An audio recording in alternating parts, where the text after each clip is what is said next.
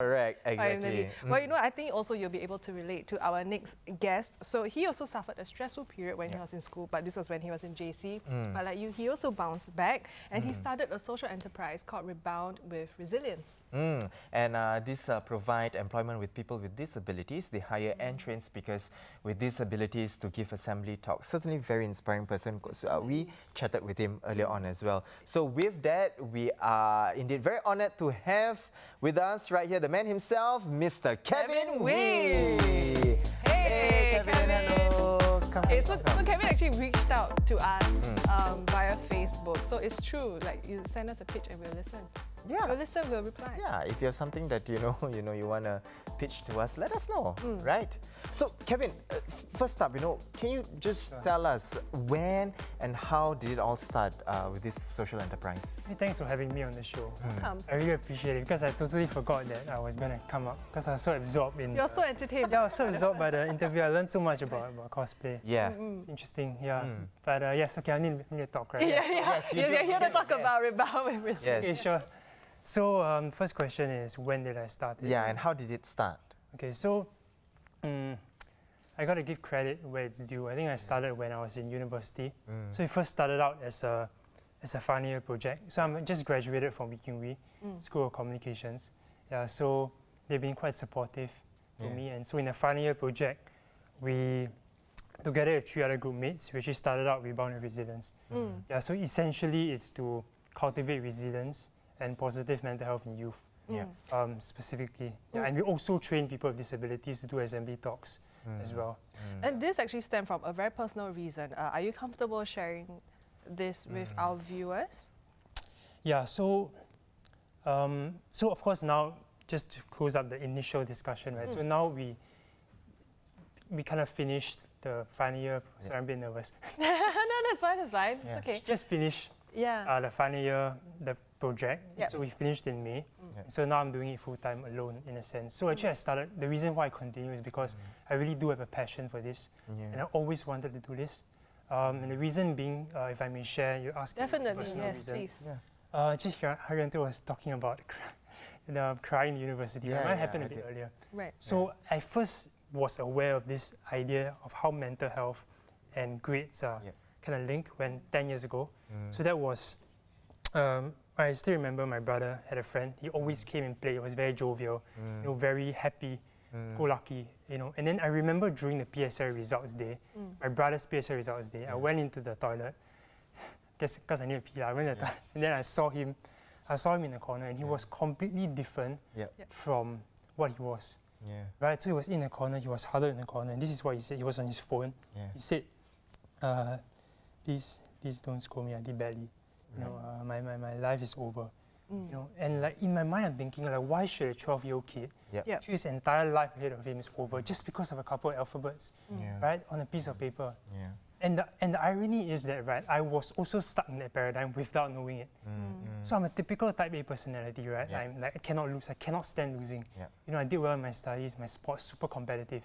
And so my self-image became very much dependent on external variables, right? Like what other people thought about me, my grades, my achievements. And that is fine if you're doing well.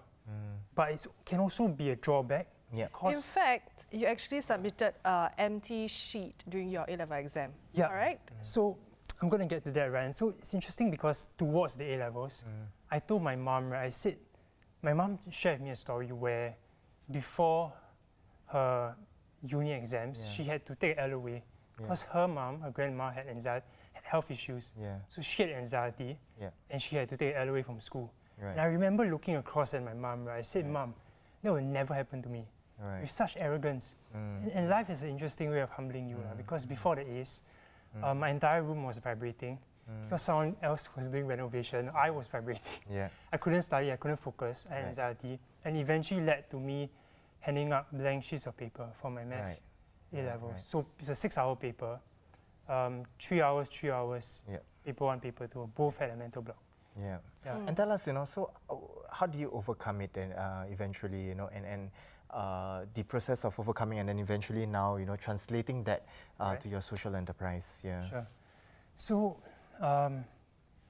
And so obviously it was very devastating at that point of time. Like, of course, now grades mean nothing to me, but at that point of time, everything, my life, you know, my future whatsoever, kind of I was conditioned to think that it was dependent on that. Yep. So I spent a couple of like months suffering from mental health issues after that. And coming out of that, because of certain factors coming out of that, I just developed a very strong desire. You know, I really had a lot of empathy for people who were in that situation. You know, I just became obsessed with it. I just read about it, researched about it, you know, I dreamed about it, and so I knew eventually. Kevin, I'd like to know how did you get over that? You had people to help you. So we did discuss this before. We were talking about it, right? So you said you had parents who were very supportive, and also you seek professional help. Yeah, and so I mean, if you are, for anyone that might be facing this, right? I think I would say my mom. Yeah. One key factor. Yeah. Like if you, it's a bit weird, but if you think your mom is the best mom in the world, right? You're lying, because my mom's actually the best in the world. I legit, like, I love her to death, you know, and because it was so difficult for her to see, you know, a kid transition from someone so confident to someone that's thinking about taking their own life and stuff like that. Yeah. You know, and so they were very supportive, very empathetic. They were confused, but they were very empathetic on my situation. They supported me. Right. And I think another factor which you mentioned also is that initially I was very reluctant to take medication because I saw it as a stigma. Like I self-stigmatized myself. I went from here to like all the way at the bottom, right? And so I was very reluctant, but because I opened up myself to that, and I think it did help to alleviate some of the thoughts. Now, you did say that you have a type A personality, you were in an elite environment, you were in a very good school, you did very well in your studies and also in sports.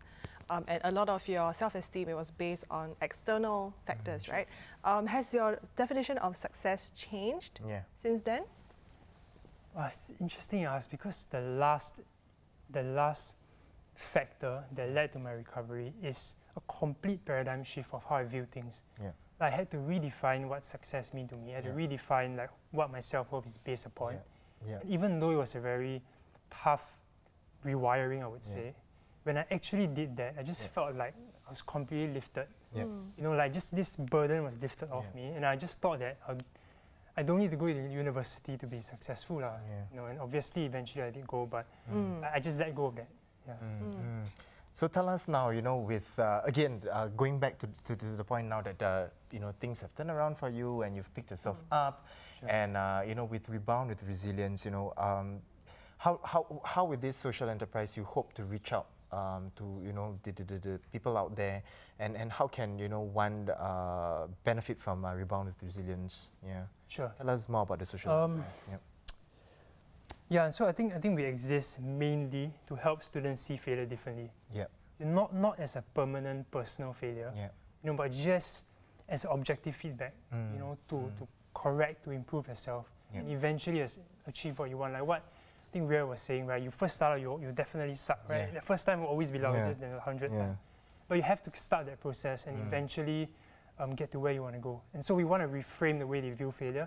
And we also, because I hardly talked about the people with disabilities, right? And I do want to talk about that a bit because they really inspire me. There are people that are visually impaired and they face, I mean, they lose their sight around 19, 20 years. You know how devastating that is?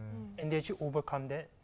And now they share their stories. So we train them to share their stories in schools, compensate them. And students also get a benefit from their experience, their resilience. So that's the general direction. Okay. So Kevin, how does your social enterprise work? What are some challenges you face? What are some challenges? Okay, there's no such thing as challenges, only opportunities to grow. Right. No, but very positive. That's cliche, right? But okay, challenges. I would think just trying to be disciplined because I'm running on myself. You know, like what they were mentioning was it's a lot of hard work doing it yourself, and so. Do people try to undercut you because you're a social enterprise? Yeah, and I think a lot of friends that I speak to that in the industry, they say that people think that just because you're a social enterprise, they try to undercut and say you're doing a social work, you know, try and charge less and stuff like that. But actually don't realize that social enterprise is an enterprise. It is a business. And for us to continue sustainably to do good, like it needs to function as a business and make money. If not, the beneficiaries cannot benefit. Yeah. You know, the people won't get jobs. Yeah, there still So has to that be is that the key balance, thing. right? At the Yeah. end of the day.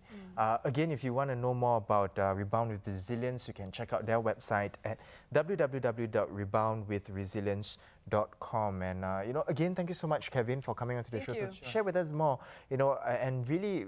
It's a personal recount as well, and from this personal experience, you've turned and Turn it around reach to help out, other yeah, people, to help which is out other great. people, which is great, and we are really very honored to have you onto our show tonight. And thank you for reaching out to us as well. Sure. Yeah, Yeah. thanks for the Thank opportunity. you. Appreciate it.